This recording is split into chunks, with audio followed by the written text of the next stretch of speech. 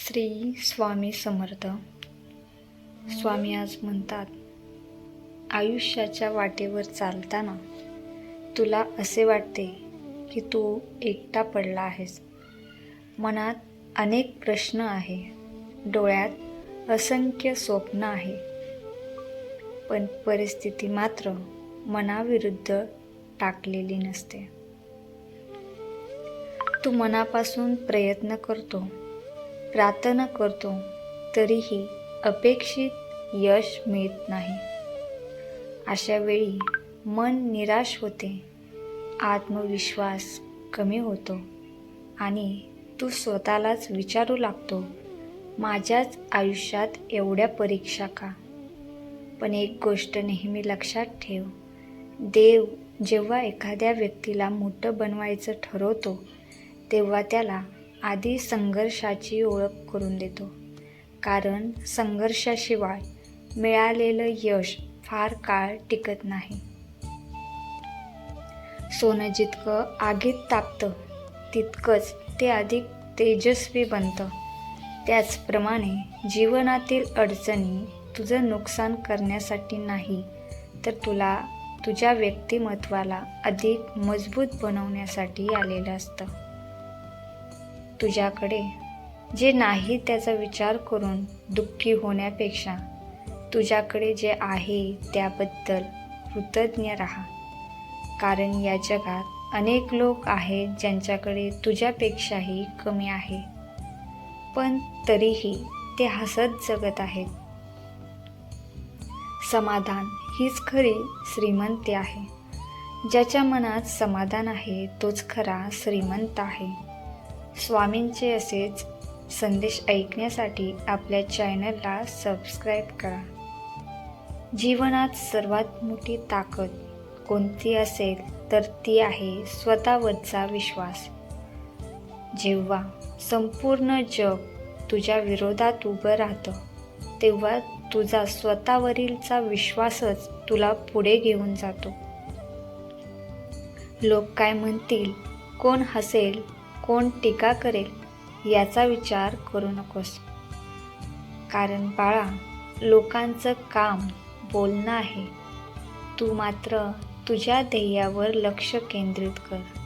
आज जे लोक तुझ्यावर हसत आहेत, उद्या तेच लोक तुझ्या यशाचं कौतुक करतील. हा संदेश तुझ्या जीवनाला दिशा देतो. श्रद्धा आणि सबुरी. श्रद्धा म्हणजे विश्वास आणि सबुरी म्हणजे संयम.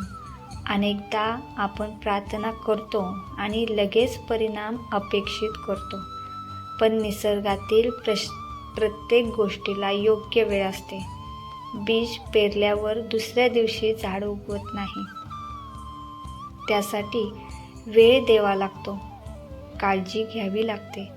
त्याचप्रमाणे तुझ्या प्रयत्नाचं फळही योग्य वेळी नक्की मिळणार आहे.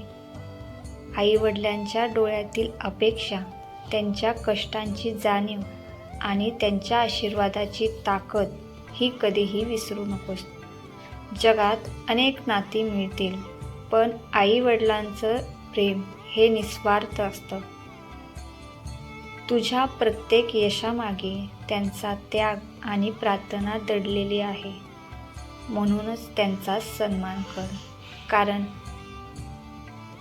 त्यांना वेळ दे आणि त्यांचा अभिमान वाटेल असं जीवन जग. जीवनात पैसा महत्त्वाचा आहे, पण माणुसकीही त्याहून अधिक महत्त्वाची आहे. तुझ्या शब्दांमुळे कोणाचं मन दुखावलं जाणार नाही याची काळजी घे. कारण जखम शरीरावरील असेल तर ती भरून येते, पण मानावरची जखम अनेकदा आयुष्यभर वेदना देत राहते.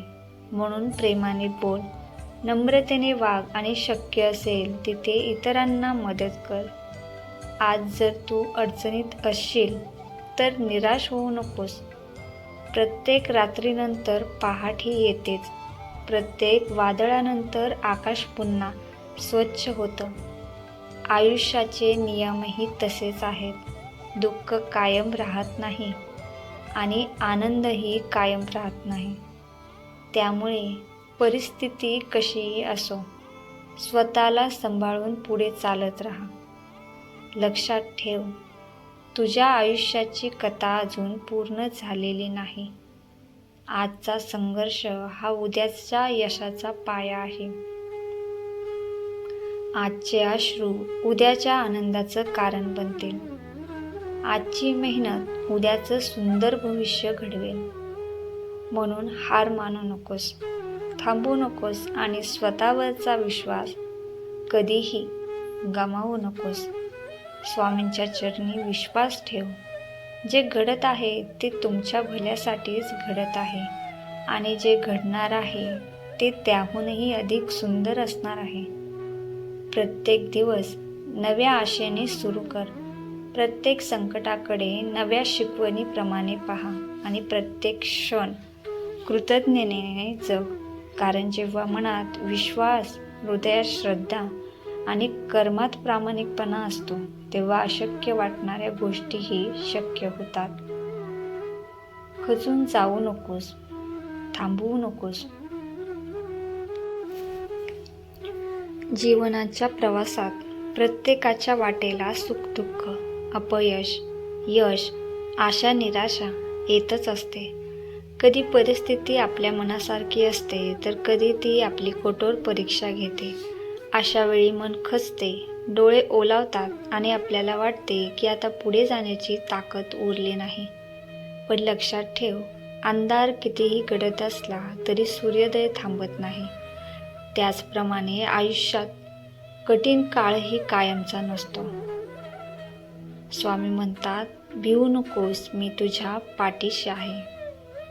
या एका वाक्यात संपूर्ण जीवन जगण्याची शक्ती दडलेली आहे. जेव्हा सर्वजण साथ सोडतात, तेव्हा श्रद्धा आणि विश्वास आपला हात धरून उभे राहतात. म्हणून संकटांना घाबरू नकोस. प्रत्येक संकट तुला हे अधिक मजबूत बनवण्यासाठीच आलेले असते. जीवनात कधी-कधी आपल्या कष्टाचे फळ हे लगेच मिळत नाही. आपण प्रामाणिकपणे प्रयत्न करत राहतो, पण यश दूरच दिसते. अशा वेळी निराश होऊ नकोस. जर तुझ्या डोळ्यात अश्रू असतील, तर उद्या त्याच डोळ्यात यशाचे आनंद अश्रू असतील. फक्त स्वतःवर विश्वास ठेव, स्वामींच्या चरणी श्रद्धा ठेव आणि प्रयत्नांची वाट सोडू नको. कारण प्रत्येक वादळानंतर शांतता येते आणि प्रत्येक रात्रीनंतर नवी पहाट उगवते. कोणत्याही परिस्थितीत हार मानायची नाही. मनात आशा जिवंत ठेवायची आणि प्रत्येक दिवस नव्या उमेदीने जगायचा. कारण तुझ्यात अमर्याद शक्ती आहे, फक्त ती ओळखण्याची गरज आहे.